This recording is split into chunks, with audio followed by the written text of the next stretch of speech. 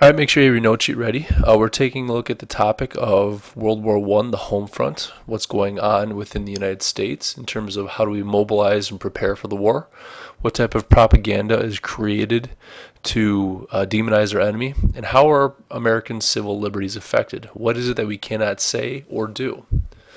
What we want you to answer for your mastery question at the end of this is, does a government need to silence dissent when it's at war? So as we take a look at this, there's a couple things I want you to consider. What's the purpose of the war, and how could dissent or anything that would go against the war effort affect the war effort?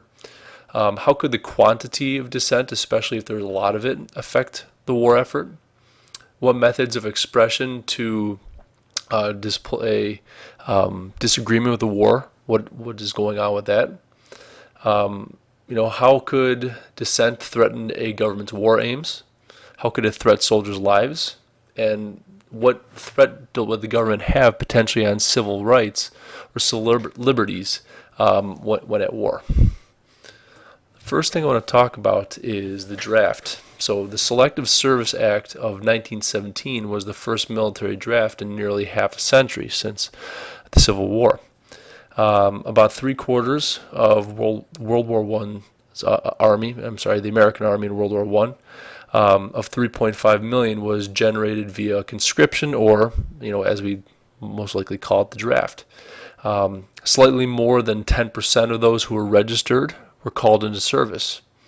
The first to be drafted were able-bodied and unmarried men. And unlike the Union draft, which was in 1863, this 1917 draft prohibited enlistment bounties and personal substitutions. Essentially, you could not pay to get out of this. If you were a conscientious objector, meaning that you likely had religious beliefs that would prevent you from fighting, that would allow you to get out of it. But there are a few other ways to avoid the enlistment process. There were no Civil War riots repeated here, although there were protests against it. 12% of those who were drafted failed up to show for duty. 2 to 3 million never were registered. Initially, those who were 21 to 30 were drafted. And as I said earlier, those who were considered to be able-bodied or those who were unmarried were the first to be drafted. Interesting little note here is that being that the highest amount of individuals who were drafted were those who were actually from the countryside, and the most common physical ailment that would prevent one from being drafted would be those with flat feet, so roughly 1 out of every 5 men.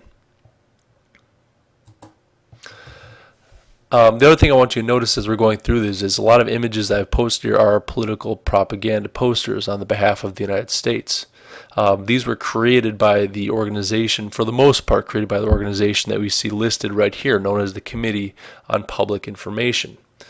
This was an organization that was created in April of 1917, and it was headed by a newspaperman by the name of George Creel. And what their objective was to organize a propaganda campaign to convey the Allies' aims to the people. One of the most effective ways of doing this was through a series of speeches given by a group of individuals, as we see mentioned in this poster, known as the 4-Minute Men. So 75,000 men would go across the nation, giving upwards of 750,000 total speeches in over 5,000 cities to convince people that the cause of the war was just. Why did something like this happen? Well, one of the biggest reasons is that the government feared apathy, or that the people would not support the war. So what else would the Committee on Public Information do to prevent apathy? What would they do to get greater support? Well, they would start with something known as the Hate the Hun campaign, Hun being derogatory for the Germans. So this could portray, America as the good, as the Germans as evil, more of an us versus them. So as you take a look at some of the imagery you see here with the Beat Back the Hun campaign, it's a lot of things that really do a good job of demonizing the Germans and portraying them as monsters, or even as we see in the middle of the pictures here, almost as rapists and murderers. Going along beyond the Committee on Public Information, other war agencies were created by the government. First one known as the War Industries Board, and essentially what this board was told to do was to inform manufacturers of what to produce for the war effort. So a typical factory may be shut down for whatever it is that they normally produce and be asked to produce something for the war effort. So the first one that I want to share with you would be the Food and the Fuel Administration. So while they were not necessarily a factory, this was kind of a propaganda campaign that was responsible for increasing food production while reducing civilian consumption. So things such as creating your own garden, as we see is the image on the right side. On the left side, the Fuel Administration was an organization that tried to manage the nation's use of coal and oil. So we see an introduction of daylight savings time during this era, and shortened work weeks for factories that did not make war materials in an effort to save and conserve fuel resources. So both with the Food and the Fuel Administrations, saving resources, whether it be food or fuel, for the sake of using it within the war effort. Financing the war also becomes a large issue. We use bonds during this war that we would deem to be liberty and victory bonds, ways of making this seem a little bit more patriotic. But by buying bonds, Americans were loaning the government money. So you buy a bond now, the government pays you back several years from now.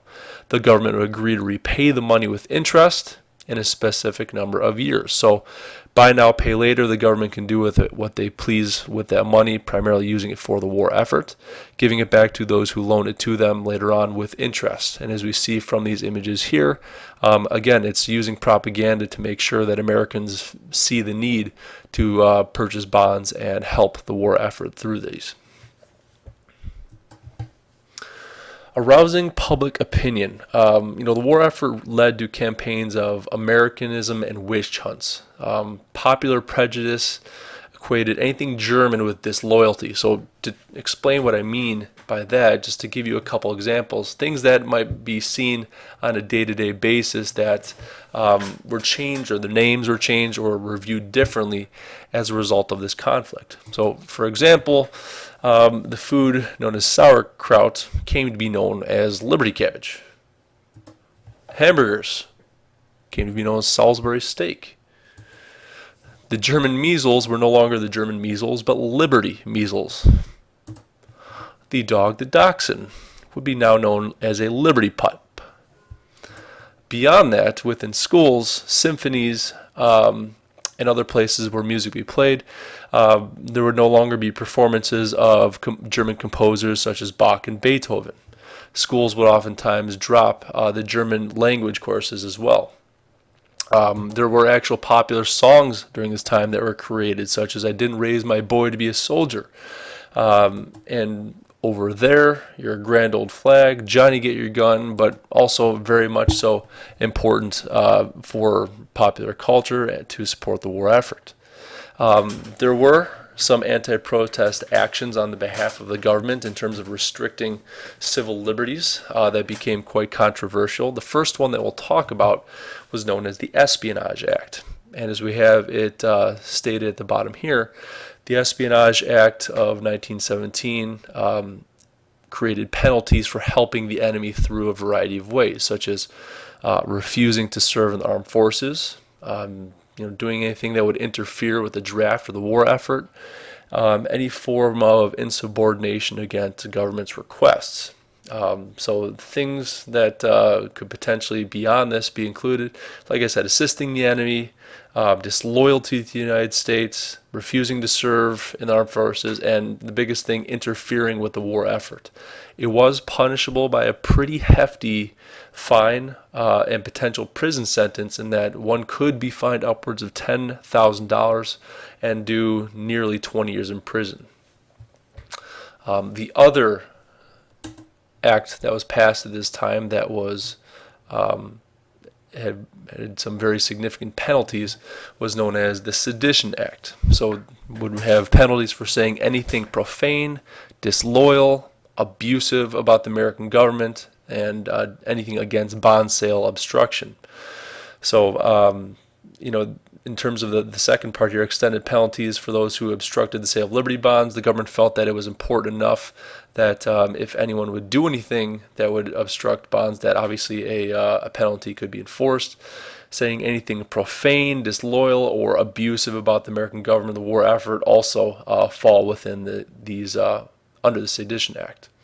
More than 1,000 people were convicted under these two laws. So just to give you a couple examples, the first, let's talk about Walter Matthey. Walter Matthey came out of a factory and walked up to an anti-war protest, and he contributed a quarter to the cause, and for that was sent to prison.